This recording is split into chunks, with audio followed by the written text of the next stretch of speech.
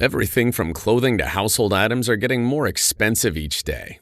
The world of fast fashion has complicated clothing production by shipping cheap parts around the world to whoever can sew them the cheapest.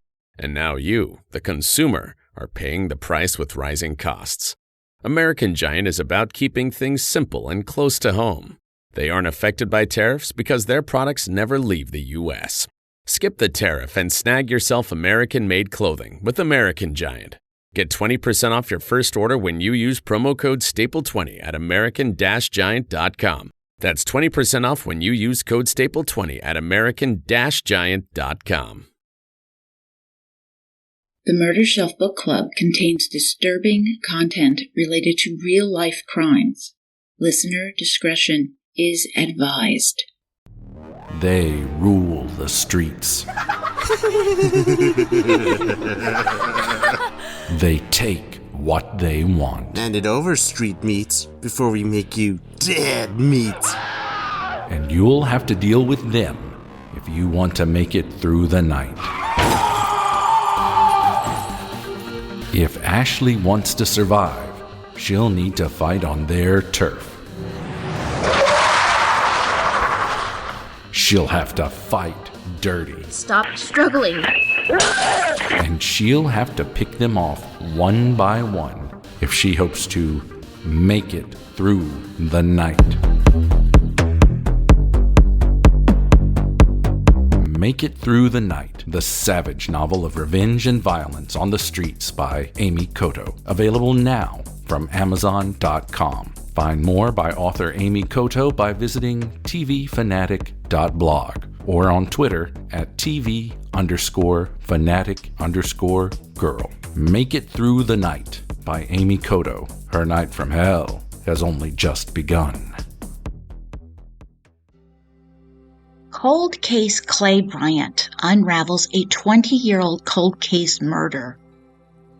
After a daring escape from certain death in a North Vietnamese prison, followed by years in a refugee camp in Thailand, Vieng Phovixay and his family sought safety and a better life in the United States. That dream was shattered when their daughter Vieng disappeared in October 1987. In spite of substantial leads, she remained missing until 1989, when her skeletonized remains were found in rural West Georgia. The crime remained an unsolved tragedy for nearly 2 decades, until Chief Bryant took on the case in search of justice for Vieng and her family. Welcome to the Murder Shelf Book Club podcast.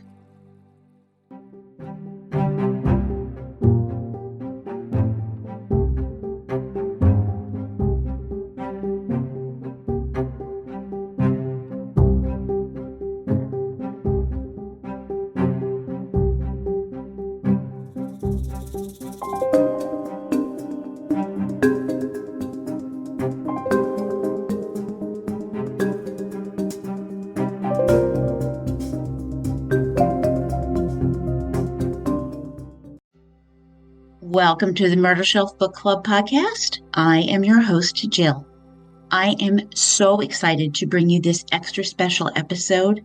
It was back in the summer of 2023 when I had the honor of introducing you to the most prolific cold case investigator in the United States for single event homicides, Chief Clay Bryant of Hogansville, Georgia, when I covered 2 long, cold cases that he worked to solve in episodes 66 to 69, solving the West Georgia murder of Gwendolyn Moore, Bride from the Well, and the cold case murder of Fred Wilkerson, Untangling the Black Widow's Web in West Georgia.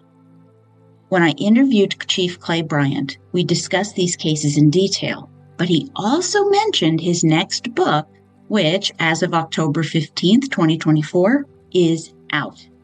Solving the Murder of Vieng Phovixay, Evil Dwells in West Georgia, which takes us from Laos to a refugee camp in Thailand to the United States.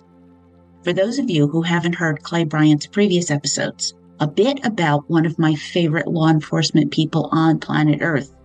Clay Bryant was born and raised in Trope County, Georgia, and following in his father's footsteps, In 1973, he began his law enforcement career with the Georgia State Patrol as a radio operator. Then, when he was 21, Clay became the youngest trooper in the state. By 1980, Clay Bryant became chief of police in Hogansville, Georgia, serving with integrity and decency for the next 12 years. After a stint in the private sector, he returned to law enforcement, fulfilling his calling. Bryant resides in LaGrange and currently serves as an investigator for the Georgia Public Defender Standards Council, and his cases have been chronicled on 48 Hours Investigates, Bill Curtis's Cold Case Files, Discovery ID Murder Book, as well as articles in many local and regional newspapers. He has become a true friend and was eager to help me out when I had some difficulties arise while doing this podcast. So it matters greatly to know that he has my back and he picks up the phone just to chat and catch up.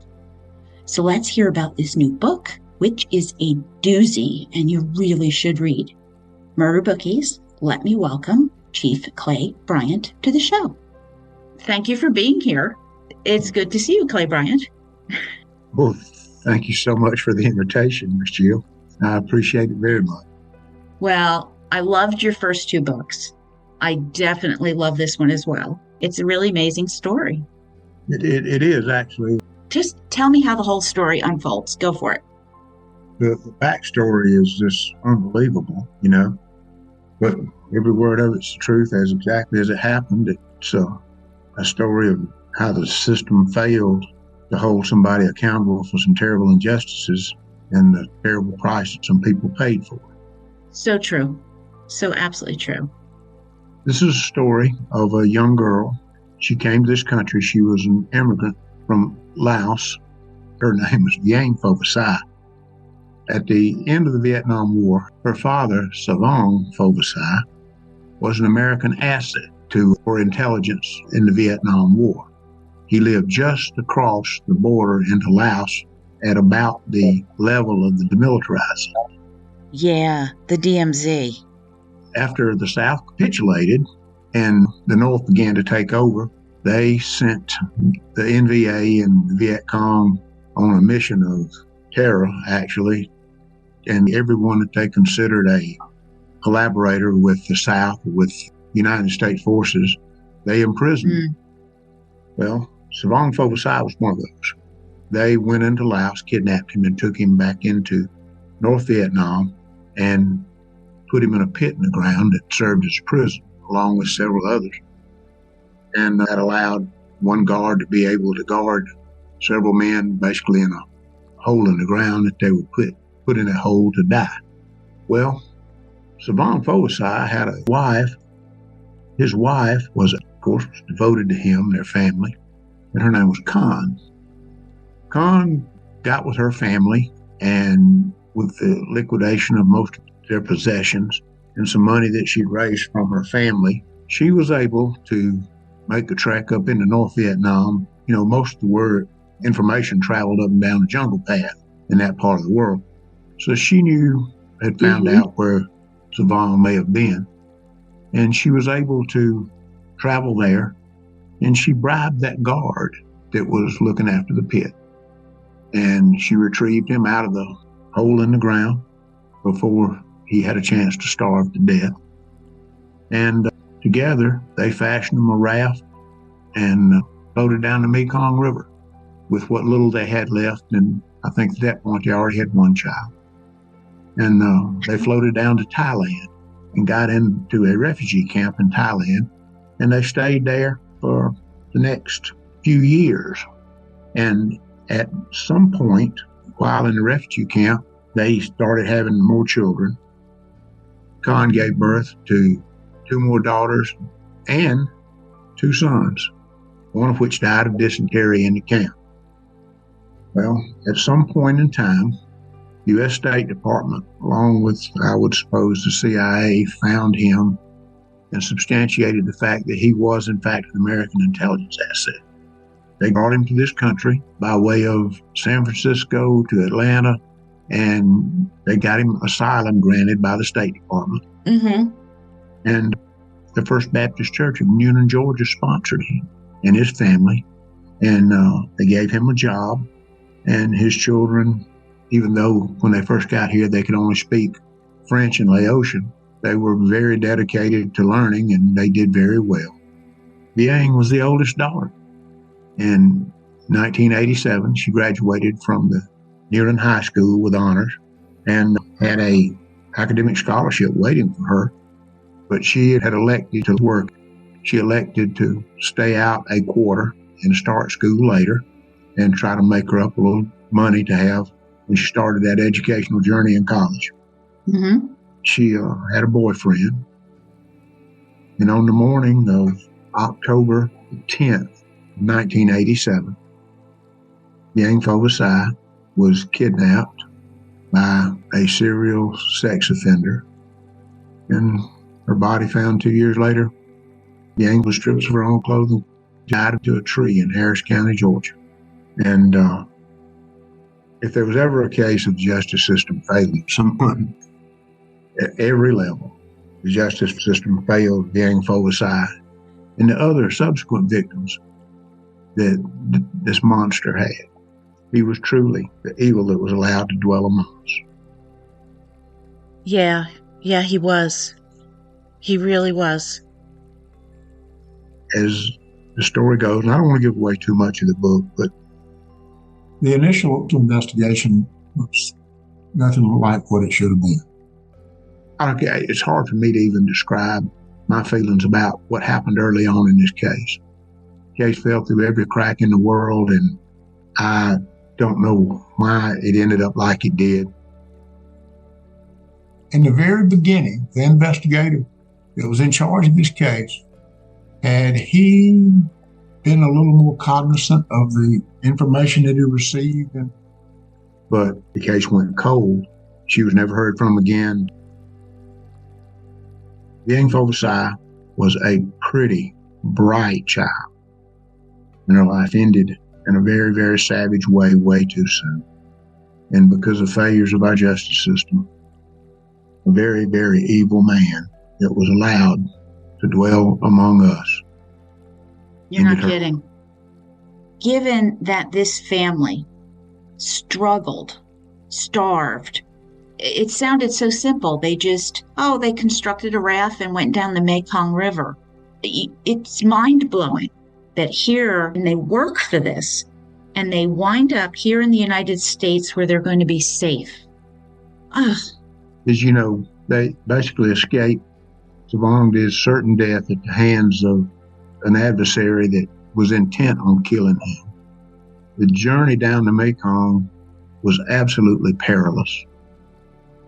And we're talking about hundreds of miles floating on a pile of sticks with your family hopes of finding a way that their lives won't come to a certain and violent end, only to eventually find what they thought would be a utopia and safe haven for them, to have one of the most precious members snatched away.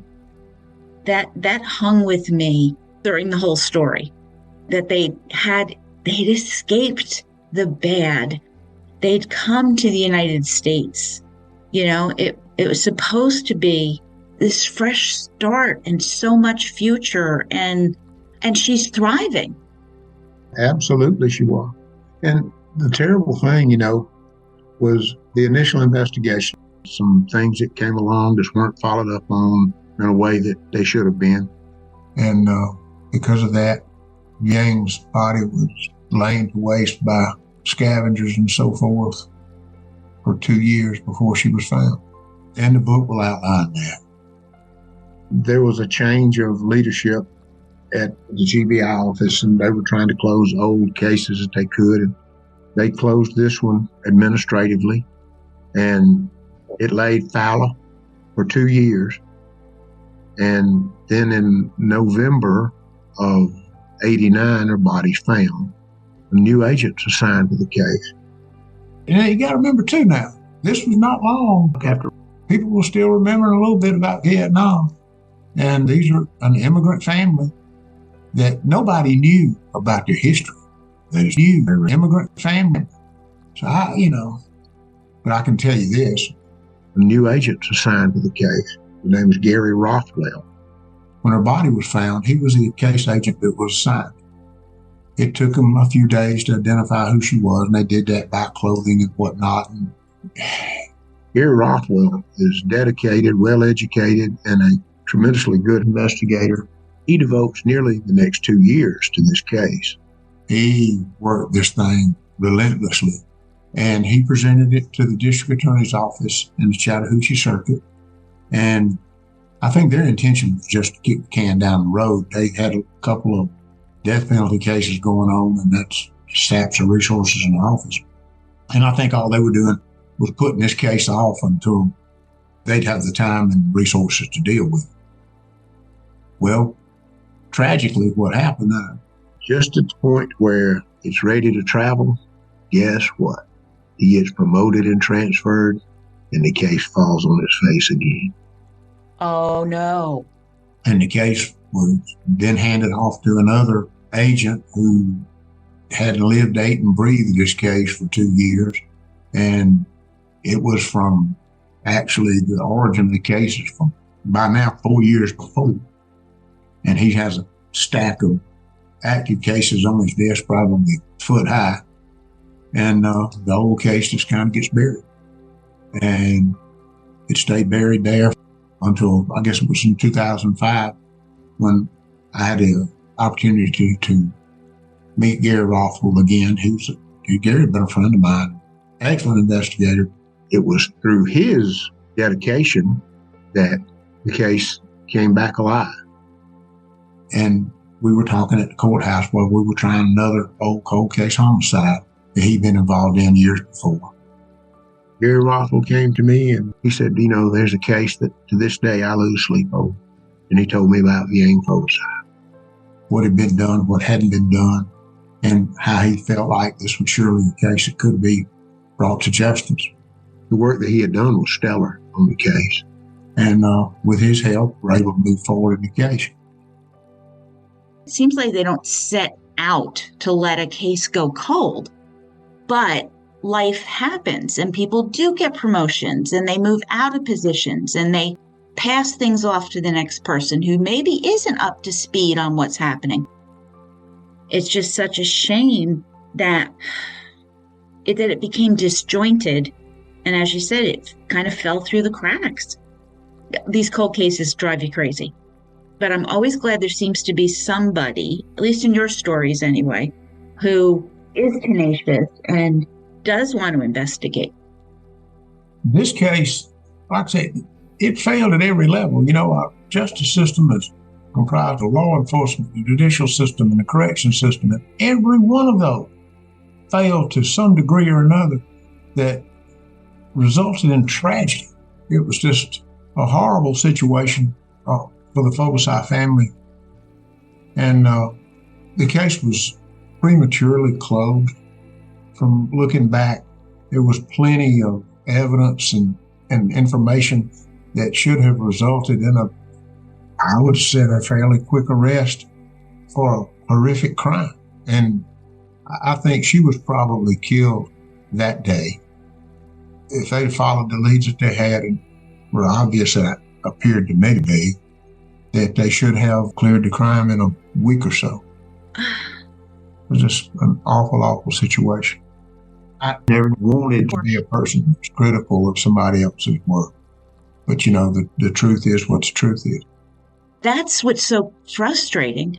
Like you said, it was at every level, and it kept kind of repeating. In this case, like every other case that I've done, there's some things I just cannot explain or understand. I know people, I've never been a person that believe in the supernatural and ghosts and that type of thing. But there's some things that I just can't explain. Sometimes I'd like to think that God has a purpose for everybody. It seems like he put me in a position and handed me things that I don't know where they came from, but they showed up and were able to help me find some justice. This case in particular, okay, and I think I may have told you this before. You want to know the dirt on somebody, you just go to the ex-wives and girlfriends and you will find. Mm-hmm. Well, yes. And that's what I'd been doing. I found one of his ex-wives told me that he had been charged in a case in 1971 where he attacked a young woman in Chambers County, Alabama at night. And I looked and looked in Chambers, Lee, Russell, Troop, Harris County, Georgia, everywhere I could think to look, try to find something about this case. And the book will explain why I couldn't.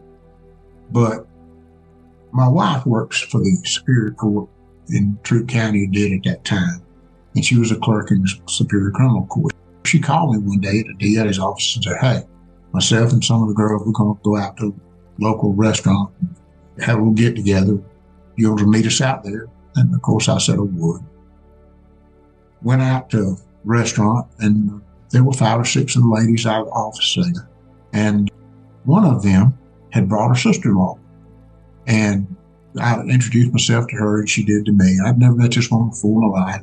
She lived over in Alabama and we talked just briefly, and there were several people in the restaurant that I knew, but again, had been doing some research on ex-wives and girlfriends, and I had one of the clerks in the clerk's office researching a divorce case that involved Charles Manley. He'd been married several times. And she piped up and said, Clay, I have that information you wanted on Charles Manley. And I said, who? And she said, well, I have it. It's at the office and I already have it copied for you. You'll stop by tomorrow and pick it up. And it would be good. Oof. And I said, I surely would. And I got up and went across the restaurant, started talking to some people and whatnot. Well, this lady who I just met, never seen her before in my life, she comes up to me and says, Mr. Bryant, says, why are we all talking about that man? And I was kind of perplexed, you know. I said, Manley? And she said, yes. I said, well, I think he might have committed a very serious crime that I'm trying to investigate. She looked me straight in the face and said, he assaulted me in 1971. It was a woman I'd been looking for nearly 2 months. Didn't know her from Adam's house cat. Oh, my God. And I'm standing toe to toe with her. She told me the situation. I went back and able to do the research and found what did happen. And it was just another one of those fakes. Mm-hmm. That just started a absolute avalanche of criminal activity that lasted for the next many years. And there's so many things that could have been done to prevent some of the most awful parts of this. It is through either, you want to say, ineptitude, bad luck, or even worse than that, maybe some nefarious conduct. It wasn't meant to be. But the book outlines the case. And it tells the good, the bad, and the ugly. And again, I've been so blessed to be able to be in a position where I've been able to bring, there's no such thing as closure in a case like this. Some maybe finality, but when you lose a child, that don't close, it never goes away. But at least you get the answer. And in this case, we did. And I just wish it could have happened a long time ago. From what I understand, the not knowing, the wondering what happened that 2 years that she was missing is horrible, from at least the people that I've talked to. And my understanding was, you know, for years, even after her body was found, her father just was of the opinion that one day she'd walk in the door.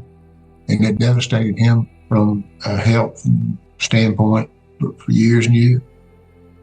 All the other children did exceptionally well. As Vieng had started down that path, she had a sister that ran one of the largest graphic design places in the Southeast. He'd worked for Ford, GM, Coca-Cola. Had a brother that was an art professor at the Indiana State University.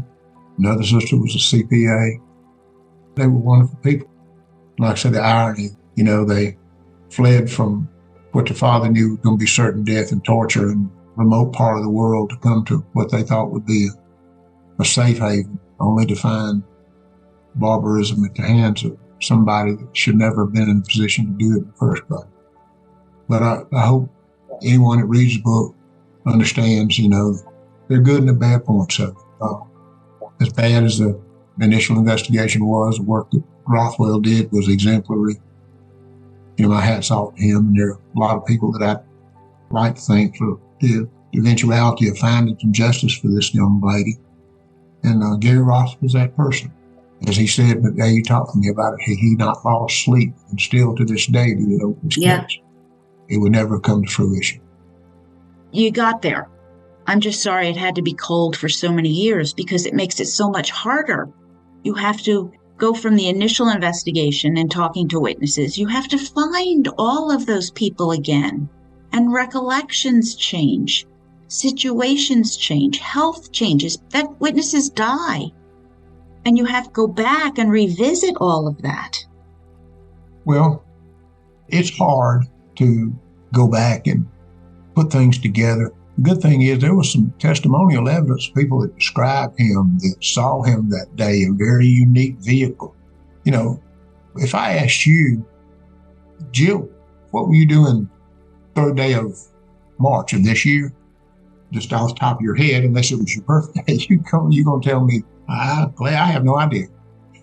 But if I tell you what were you doing the day the plane hit the towers in New York, you can tell me exactly what you were doing and what the weather was where you were standing at that time. And, I was standing in class. I can tell you what I was wearing. I can tell you the desk I was standing in front of, the students who were sitting in front, everything. I call that landmark memory. If there's a large enough landmark in your mind, when something happens, especially if it's tragic, that landmark in your mind will stay with you. You know, it finds a way to not be filtered out with everything else. And because of the gravity of this situation, this thing made, local news immediately and regional news of her disappearance. Because of that, some of the people that were involved that saw this, they were able to step back and say, yeah, I can tell you exactly what he looked like. I mean, and even at the time, through identikit and artist renderings, they hit a home run on it. And it never got where it needed to be, and it should have. And the thing that really bothered me so much, Phovixay family, they pretty much thought that, we're just immigrants here and this doesn't mean anything to anybody. I know that's the way they felt, but that wasn't the case. First Baptist Church at the time in Newman, her teachers, everybody, the whole community was just absolutely enthralled in this case and disappointed that it wasn't going anywhere. But, you can't but understand their feelings about it. Mm-hmm. I'm sure they thought, well, if my name had been so-and-so, and this would never have fell through the cracks because it would have stayed alive. And the people that made that decision to close this case, they weren't part of that community. So I don't know, to a degree, they might have been right.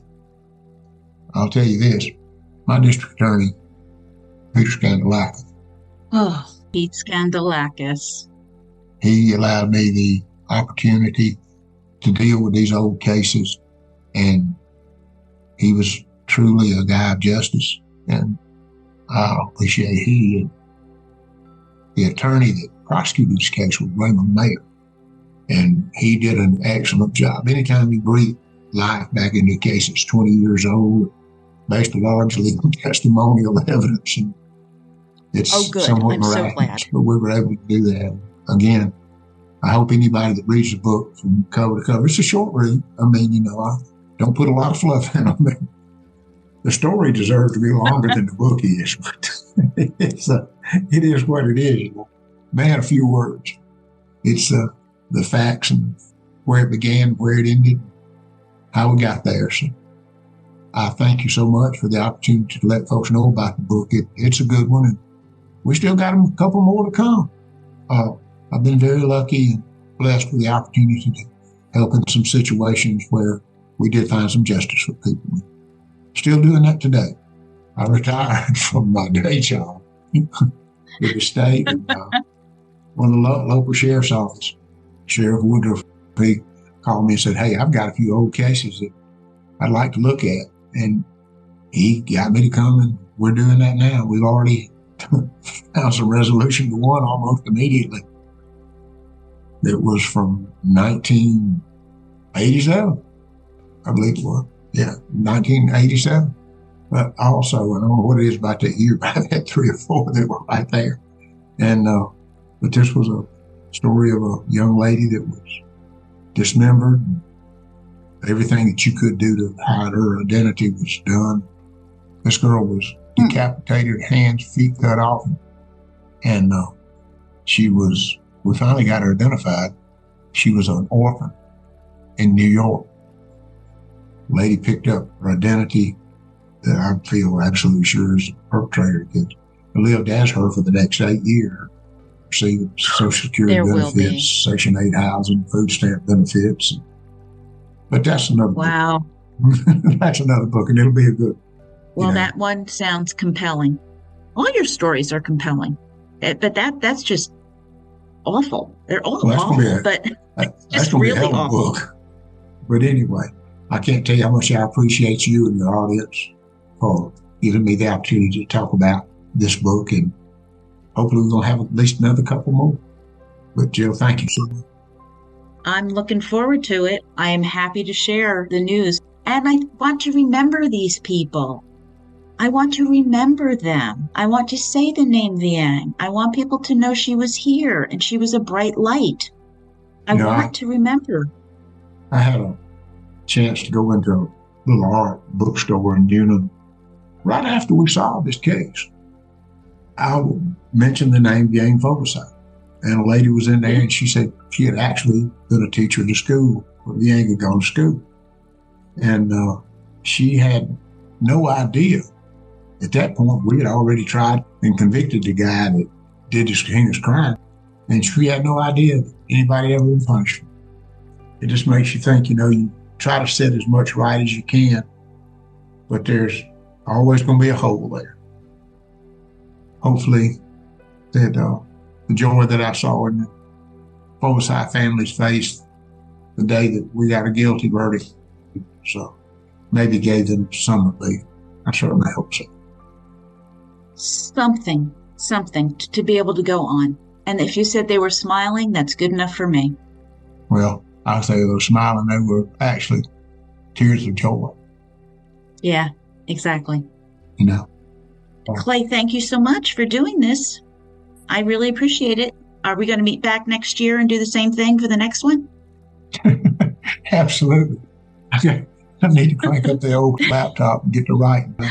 As it stands right now, I got another one. Actually, 2 more to do behind this one. So that'll give us a series of 5. So far, they've been pretty popular. And just had word that the first book that I did, the Gwendolyn Moore story, it has actually, they're fixing to do an audiobook on it. So there we go. Oh, good. I hope that works out. And I enjoy telling the stories that need to be told on behalf of some folks that can't tell them anymore, Yeah, exactly. There's got to be something that ties me to these cases, because I'll never understand how they just jump up for me, But anyway, Jill, thank you so much. And I hope you have a pleasant evening. You too. Let me know when this one's going to air. I'd like to hear it. Oh, absolutely. I'll definitely send you the information. Well, thank you. I really appreciate it.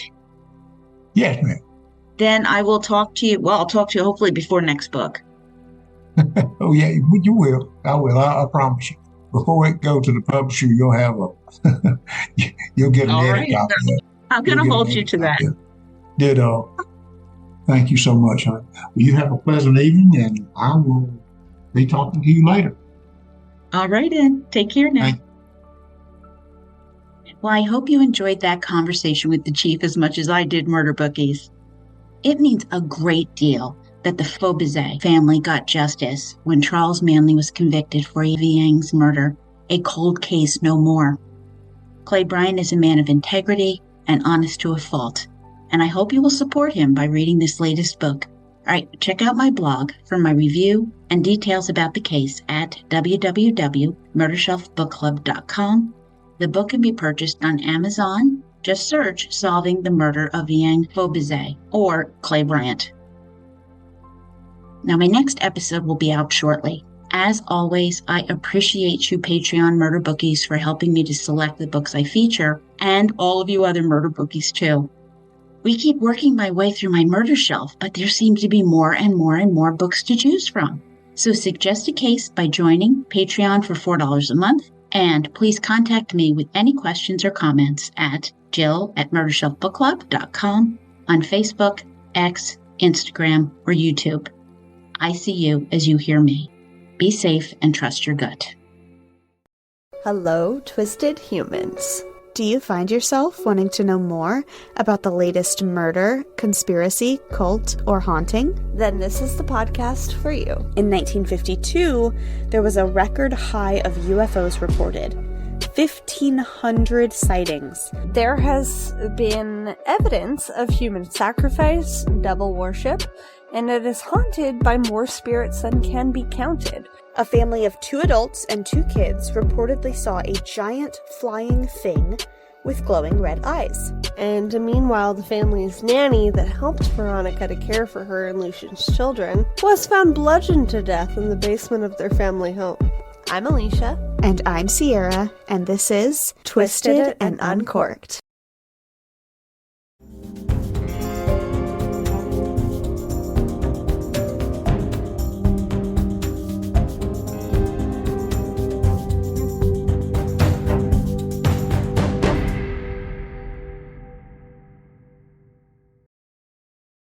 Written and produced by Jill, all rights reserved.